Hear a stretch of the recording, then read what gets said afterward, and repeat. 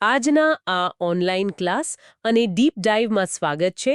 આજે આપણે થર્મલ એન્જિનિયરિંગના એક બહુ જ રસપ્રદ વિષય પર ચર્ચા કરીશું.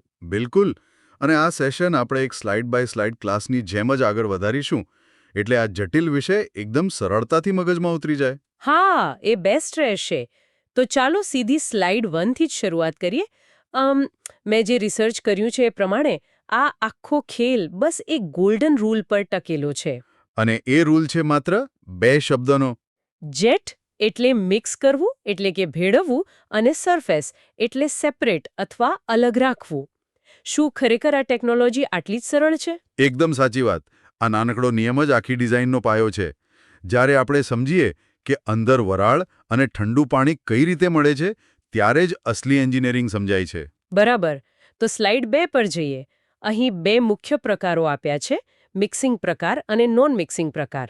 હા, મિક્સિંગ એટલે આપણું જેટ કન્ડેન્સર અને નોન મિક્સિંગ એટલે સરફેસ કન્ડેન્સર. તો સ્લાઇડ 3માં જે જેટ કન્ડેન્સર છે એની વાત કરીએ. આમાં વરાળ અને પાણી સીધા જ ભળી જાય છે. આ તો જાણે ઇન્સ્ટન્ટ કોફી બનાવતા હોઈએ એવું થયું. સાવ સાચું ઉદાહરણ. ગરમ પાણીમાં કોફી પાવડર નાખ્યો અને સીધું જ મિક્સ. આની રચના એકદમ સરળ છે, કિંમત પણ ઓછી છે. તો પછી મોટા પાવર પ્લાન્ટ્સ આનો ઉપયોગ કેમ નથી કરતા? અહીં જ પેલી મર્યાદા નડે છે. જુઓ, જ્યારે સ્ટીમ અને કુલિંગ વોટર સીધા ભળી જાય ત્યારે જે નવું પાણી બને, જેને આપણે કન્ડેન્સેટ કહીએ, એની શુદ્ધતા જળવાતી નથી. એટલે બોઇલરને જે શુદ્ધ પાણી જોઈએ એ આમાંથી ન મળે. બિલકુલ. બોઇલરમાં ખરાબ પાણી ચાલે જ નહીં. એટલે સસ્તું હોવા છતાં જેટ કન્ડેન્સર માત્ર નાના પ્લાન્ટ્સ પૂરતું જ સીમિત રહી જાય છે. એટલે સસ્તું હંમેશા સારું નથી હોતું. હવે સ્લાઇડ 4 પર સરફેસ કન્ડેન્સર છે.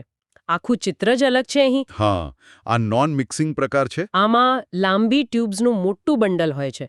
ટ્યુબની અંદરથી ઠંડુ પાણી પસાર થાય અને બહારથી વરાળ આવે, એટલે બંને ક્યારેય ભેગા થતા જ નથી. અને આ જ એન્જિનિયરિંગનો સૌથી મોટો આહા મોમેન્ટ છે.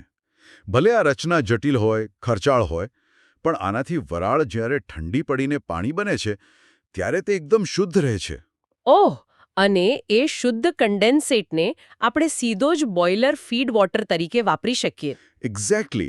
અને મોટા થર્મલ પાવર પ્લાન્ટ્સ માટે આ એક મોટો ગેમ ચેન્જર છે, કારણ કે એમાં રોજના લાખો લીટર પાણીની જરૂર પડતી હોય છે. આ તો ખરેખર કમાલ છે. પણ સ્લાઇડ 5ના આંકડા જોઈએ તો વાત માત્ર પાણી બચાવવાની નથી લાગતી. હા, ટેકનિકલ પાસું પણ છે. જેટ કન્ડેન્સરમાં મહત્તમ વેક્યુમ એટલે કે શૂન્યાવકાશ 66 સેન્ટીમીટર મર્ક્યુરી સુધી જ મળે છે. જ્યારે સરફેસ કન્ડેન્સરમાં 75 સેન્ટીમીટર પારો એટલે કે મર્ક્યુરીથી પણ વધુ વેક્યુમ શક્ય છે. અને આ વધારે વેક્યુમ હોવાથી જ સ્ટીમ ટર્બાઇનની અંદર વધુ સારી રીતે વિસ્તરણ પામી શકે છે. એટલે ટર્બાઇનમાંથી વધુ તાકાત ખેંચી શકાય. સમજાયું. એટલે સરફેસ કન્ડેન્સરમાં હીટ ટ્રાન્સફર રેટ ભલે અલગ હોય, પણ આ ઊંચું વેક્યુમ સીધું જ પ્લાન્ટની કુલ કાર્યક્ષમતા વધારી દે છે. ચોક્કસ. મોટા પ્લાન્ટ્સ માટે આ જ શ્રેષ્ઠ છે.